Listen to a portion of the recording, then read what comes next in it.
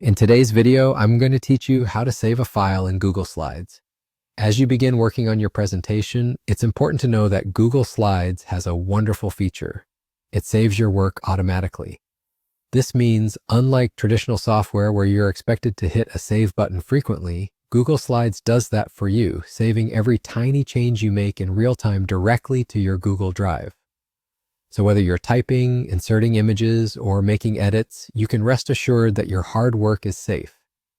You'll notice a small message at the top of your screen that confirms your changes, reading, "Last edit was seconds ago." This is your friendly confirmation that everything is indeed safe and sound.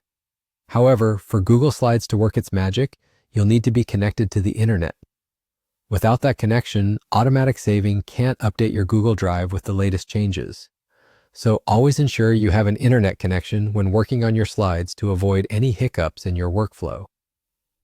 Now, while Google Slides makes saving effortless, there's another thing you should do to maintain an organized digital workspace: renaming your file. Head to the top left corner of your screen, and you'll likely see Untitled Presentation, or a similar placeholder if you haven't already given it a name. Click on this text and type in a title that's more descriptive and indicative of the content.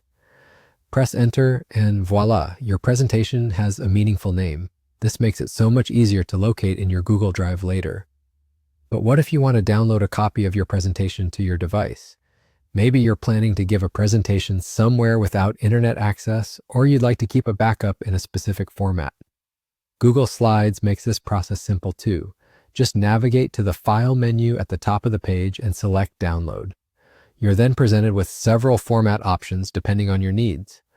Perhaps you're sharing with someone who prefers PowerPoint, in which case you'd choose the Microsoft PowerPoint option, saving your file as a .pptx. Want a simple, non-editable file? Go for the PDF document format. If you're planning on embedding it into a web page, you might opt for the web page option, which saves it as an HTML file. Or if you need images for reports or further editing, you can download individual slides as JPEG, PNG, or SVG files. So there you have it, a straightforward guide to saving and managing your Google Slides presentations, ensuring you're prepared for any situation.